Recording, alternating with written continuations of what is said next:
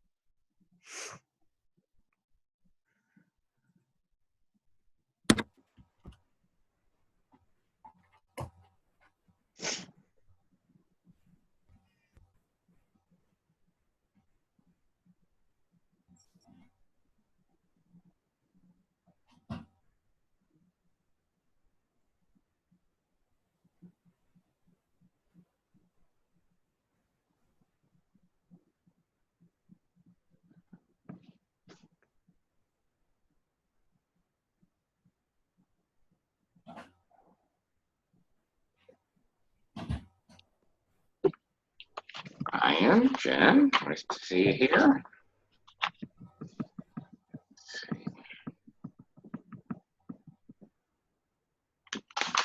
This is the new hearing journal issue we just got. Trying to remember whether this.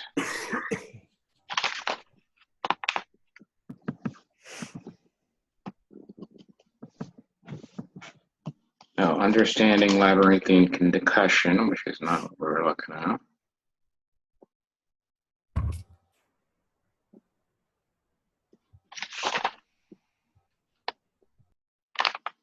They have something new on like a noise-induced hearing loss caused by listening to too many political speeches. It causes a combination of hearing loss and cognitive function dysfunction. Basically because none of it ever makes any sense. So, I was kidding.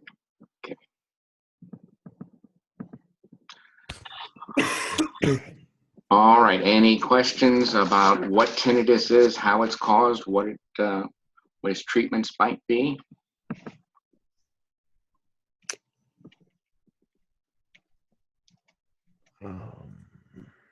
Nothing. I suffer with it, so I'm used to it. Okay. Yeah, and the only thing that I've ever been given for it is like a water pill. Okay.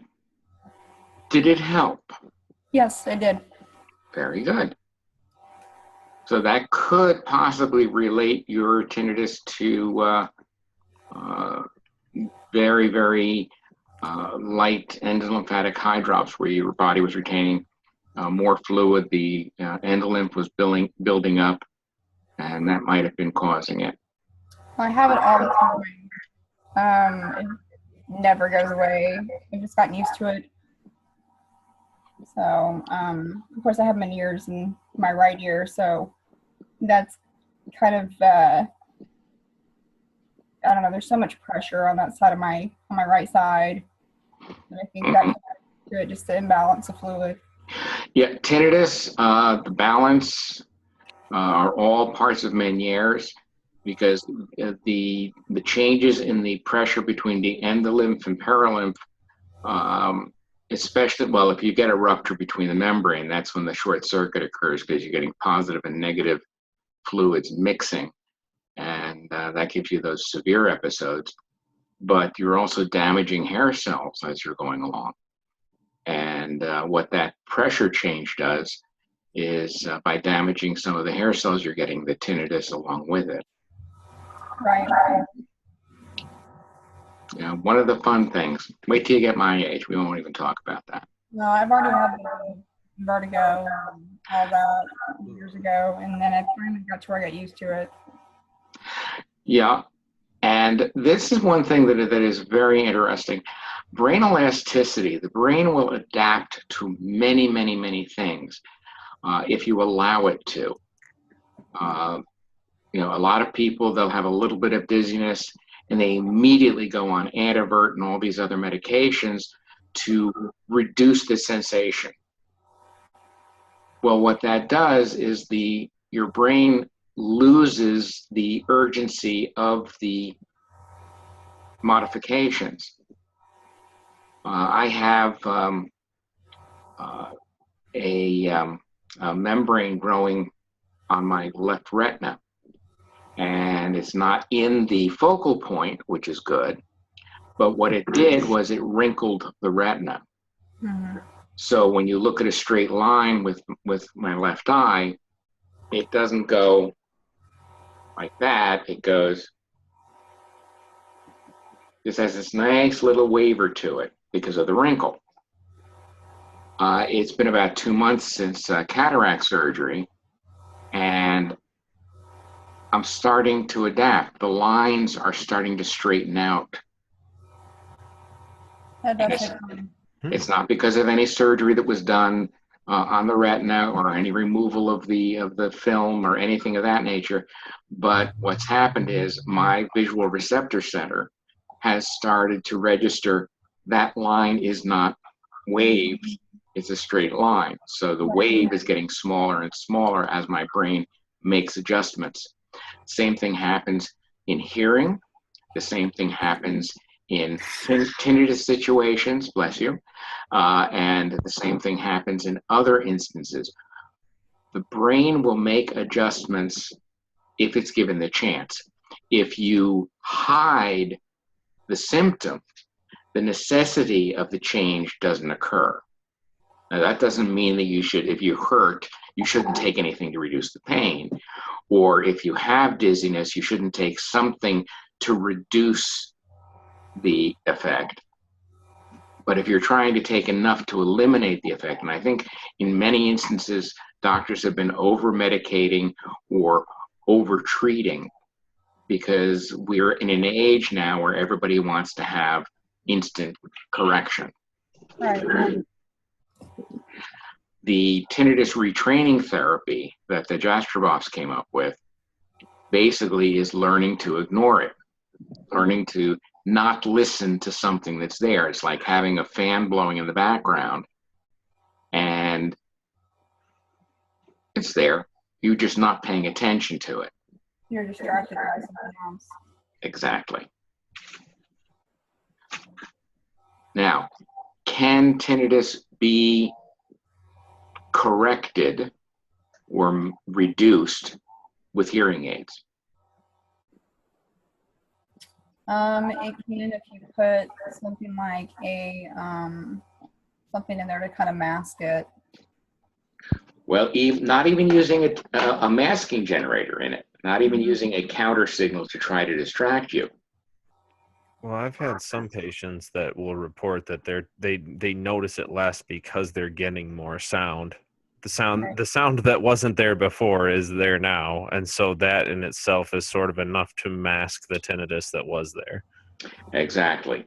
I think the example I've given a lot of patients is it's like you're looking out over the bay and it's this beautiful smooth mirror surface, the moon's reflecting on it, lovely, lovely picture, and all of a sudden there's rocks sticking up.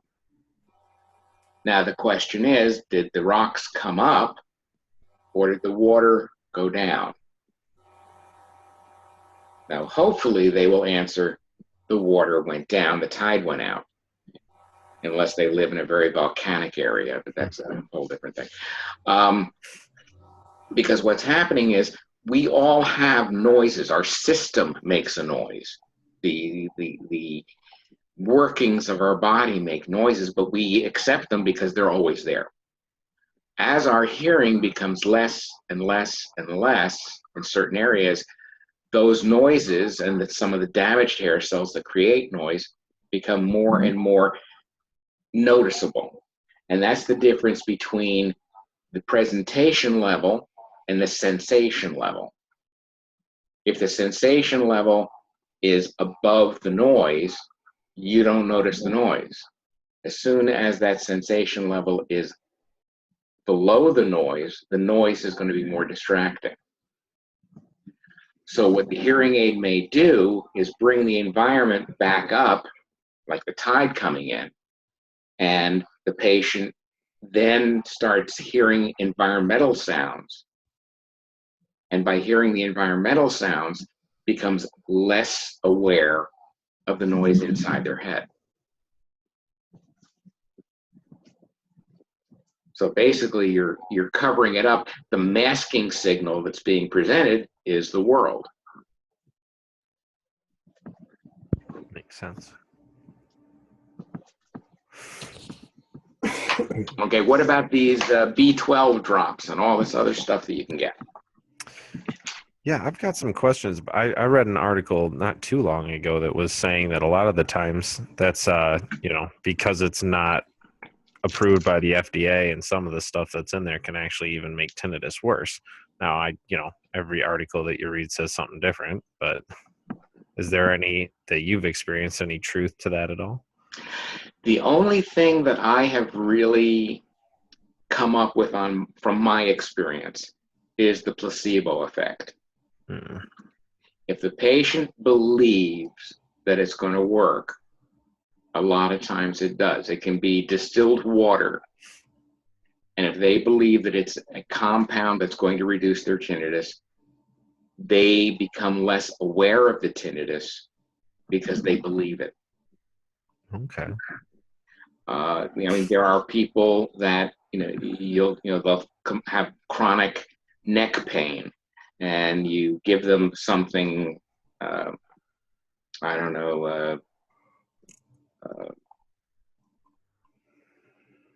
cold cream. But you don't tell them it's cold cream. You give it in an unlabeled container and have them rub it on, and their neck will feel better. Now, clinically, you'd say that's ridiculous. The cold cream is going to make the skin softer, but it's not going to get rid of the pain in their neck. Now, this is, of course, ruling out people who have bulging discs, herniated discs, pulled muscles, pinched nerves. But to a certain extent, you can give them something, and the placebo effect is a viable treatment. It's not considered an ethical treatment for some physicians to say, here, buy this and you'll get better. But it does work. And sometimes when you're dealing with a patient that has a loss and everything is set right, but they don't feel they're getting sufficient benefit, this is where, and I've said this before, I think 90% of a successful fitting is counseling. Because the world isn't perfect. You don't remember what things really sound like.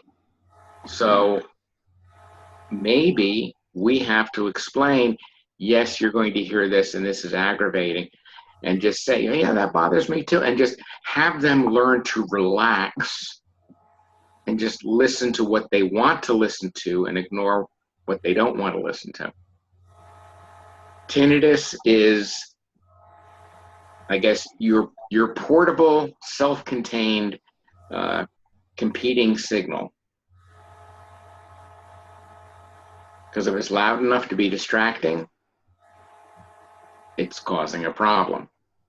If it's disturbing you, like only when you're getting ready to go to bed, you can put on a counter signal, a fan or something like that, to have that sound mask the tinnitus. And sometimes people are able to mask an external sound centrally because they know what it is and they know where it is. The disembodied presence of a tinnitus stimulus is difficult for some people to accept because it's there, but you're not sure exactly where. So this is part of it as well. Now, a lot of times if you're looking for a masking stimulus, what you're doing is you first, with some of the tests that were done there early on, you would do a tone mask or tone matching with the patient. And since we really don't have a continuously variable stimulus presentation, you would say, all right, here's a tone. Is this tone above or below? Is this one, is your ringing higher or lower than this signal? And you put the tone in. So let's say you put in a 4,000 hertz tone. And they go, okay, my ringing is above that. What's your next step? Anybody?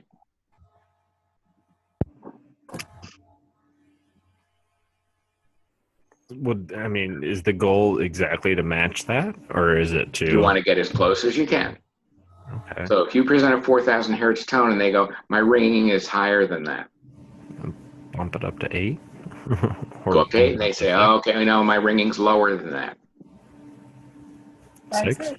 6, okay. Now when you go to 6 and they say, it's a little bit lower than that. So you're actually somewhere maybe at 55, 5,500 or 5,000, but you've gotten to a half octave. If you have a continuously variable tone producer, like a beat frequency oscillator, you can actually go, you could do this. It takes a lot of time to really match it because sometimes people don't have pure signals.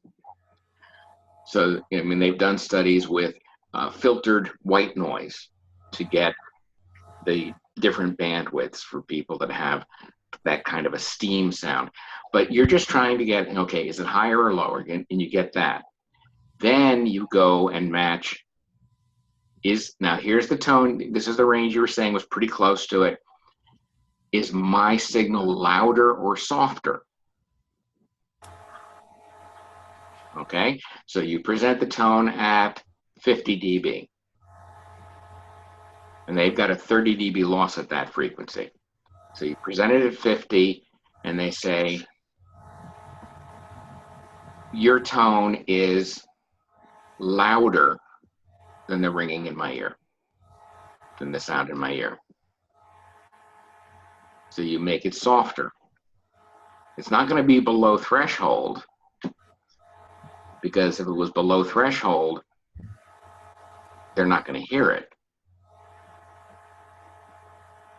The sound has to be presented at a sensation level that is perceivable, that is able to be registered. So you're looking for something to match.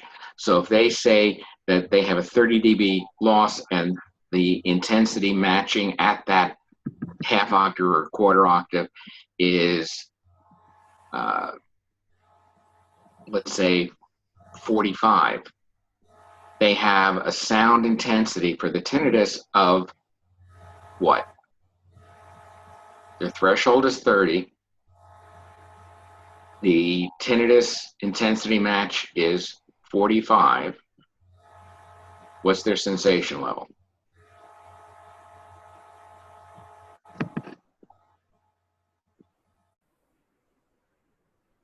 Sorry, repeat that one more time. Their threshold. The person's threshold is 30. Mm-hmm. The loudness matching, you've gone to the right frequency, you've gotten as close as you can, and they say that it's about the same loudness as that tone presented at 45. So the tinnitus has a sensation level of what? 15? That's right. Because sensation level is above threshold. Mm-hmm.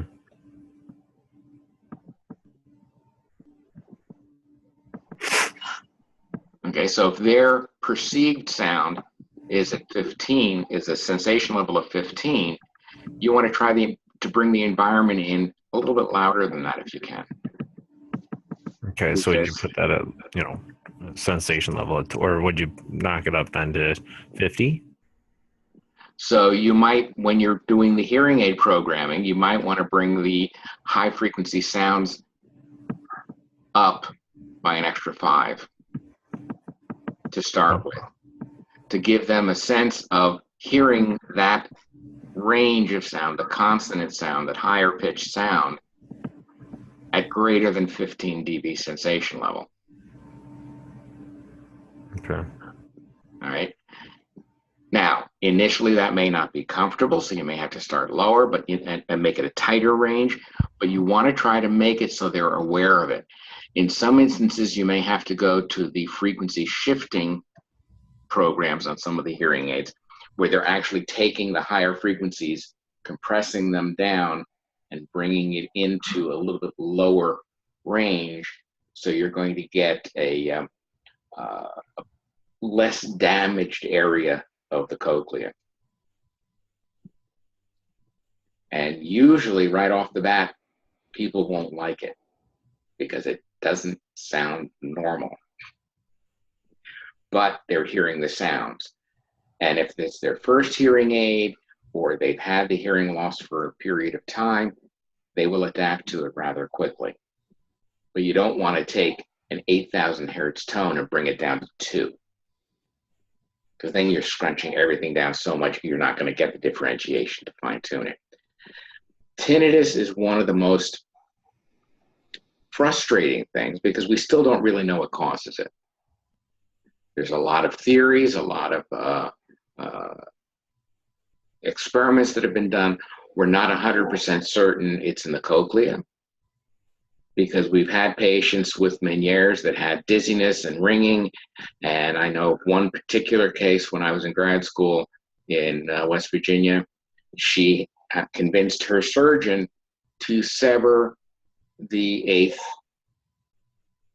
8th cranial nerve. She says, I can't stand this anymore. So they severed it. So now she was not functioning in that ear. She had no auditory function in that ear at all.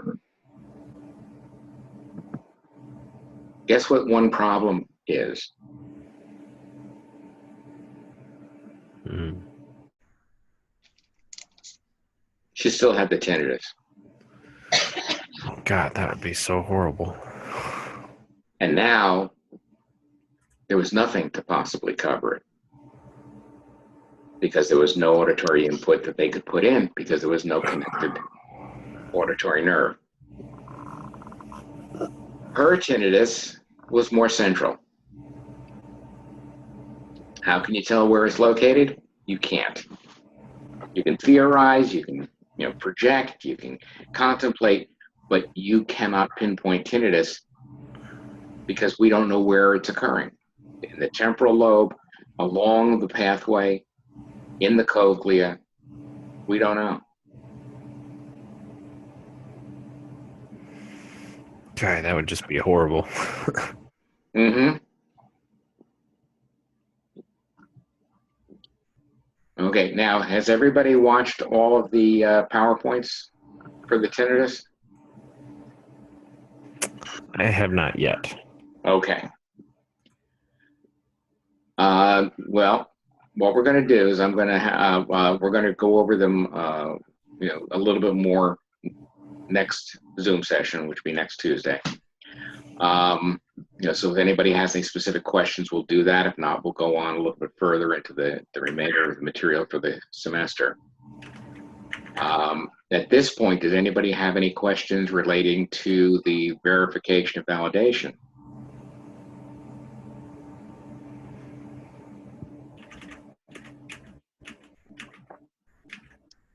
Everybody's so quiet.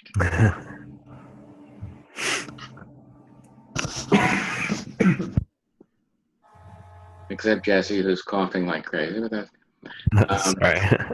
that's okay. I was doing that backstage. But, we finished the run of Addams Family, and just about everybody was sick at one point during the production. It's that time of year. Yes, but everything went well with that, so I want to make sure that you guys do well with your thing. Of course, now I've got to have a head of hair and a mustache glued on because I'm supposed to be Mark Twain. Anyway, don't ask. Anyone have any other questions? Any other materials? Any questions about the last quiz? I felt like some of your questions were kind of confusing, but it just seemed like they were kind of open-ended, or they just didn't make sense to me. Like the first three, I didn't quite understand what you meant, and I put the wrong thing, but I originally had those answers, so I was really aggravated with myself for changing them. Let me take a look here. The first three. Let's go into.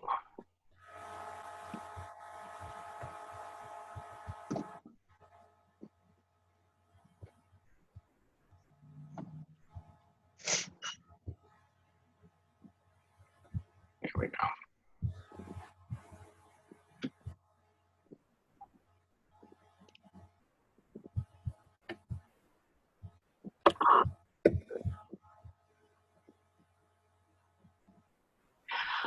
Okay, the whole thing was the first three, the ordinal.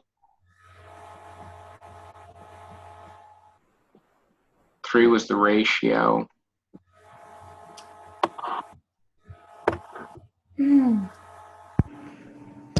Zach asked if there was a place to find the graded quizzes with the answers. I think if you just go to your grades and click on the quiz that you want, and then select the calculated grade, that should highlight, and that'll take you to the place where all the answers are listed. I know that. All right, let me see what we got here. Sorry, I didn't mean to interject there. I just thought that'd be a faster way than typing it out. Here we go back here. I'm going to grab my notes really quick because I think the reason I put it was 1 and 3, I think there was on the second page of the notes where it was the paramedic, or not paramedic, parametric, and the parametric. There was something in there that made me think of why it was like a numerical, because I think it had something in it about the ratios and all that. So I thought maybe you were talking about combined, not, the individual numerical order of them. Okay, well, basically, when you're getting into statistical analysis, I only put those 3 questions in because you have to have the basic X, Y, and know where you're starting from. And those are the main 3 items that you need to be aware of: the interval, the ordinal, and the ratio. Because the ratio, what I'm talking about, sound pressure level versus hearing level versus sensation level, that's the ground point. And here, I just realized I've got it up on screen and I haven't set it up for shared screen yet. Okay, let's go back in here. Oh, we've got 10 minutes. Okay. The reason I put that is it says the strongest statistical and analyst requires a number to be assigned at interval or ratio scale. So I put the parametric status for that on 3, And then the other one I did like, the other one was the ordinal scale. So I think it's just in your notes, and I read into it too much, pretty much is what it came down to. Okay. Yeah, because I mean, with one of the things that this basically was to do, those three, it's like knowing that, we use on your speedometer, it's miles per hour in this country. And if you know that, it's relative how fast you're going, but it's only relative to the speed limit marker. And if your car is an American car, it's in miles per hour. If it's a European car, it's kilometers per hour. And you'd have to make a kind of guesstimate. But knowing the interval, the ordinal, and the ratio is how we basically come up with the audiogram and how we come up with, the amount of correction we need at each of the frequencies. A lot of these things, like if a lot of people put down an abbreviated profile of hearing aid benefit, they didn't capitalize it. Now, the crazy thing is, as I put in, capitalization is not sensitive, and it still marked it wrong. So this is why there were so many changes. When somebody was getting back an initial score of 70, and it really was somewhere around 170.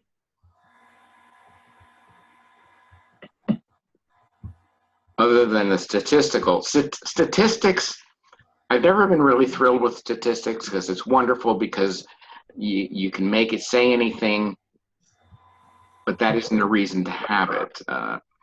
It's very misleading because you can get statistical results that will show you that something is correct when it's not. So statistics is fine, but you have to know exactly what's what in order to really understand what it's doing. That's why I hate it when they say, yes, we've doubled our business this year. Well, that's wonderful. We only sold one hearing aid last year, and this year we sold 2. Well, that's not a good business.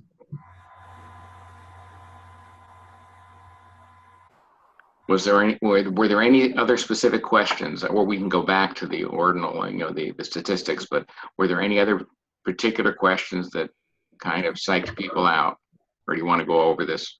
Number 13, the HHIE, it asked what's the correct number. Yeah. And I have hit 10 on the first one. Mm-hmm.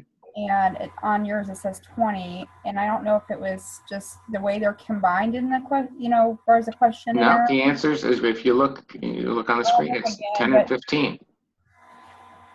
Yeah, I did the 15 right. I don't know why maybe I did it as a typo. I don't know.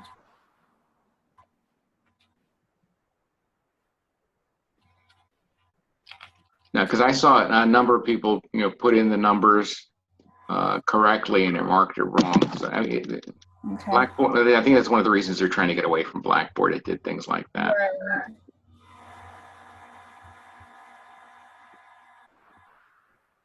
Okay. Did anyone have any specific questions other than that?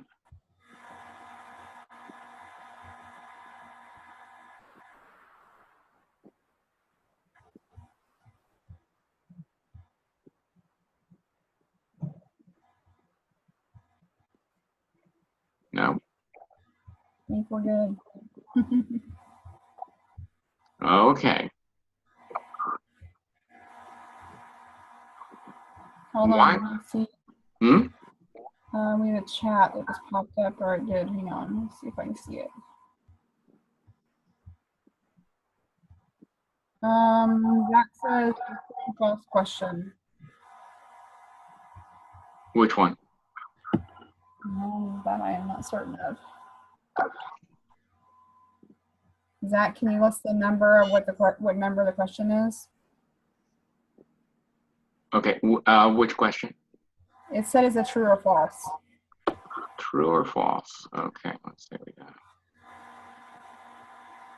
I think I only had a couple true false on this one. The last one was a true or false. Last one about the COSI. Mhm.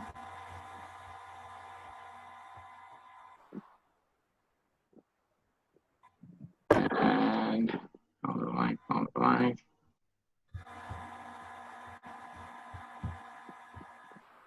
Yeah, I think that was the only true false I had on there. Looks like it.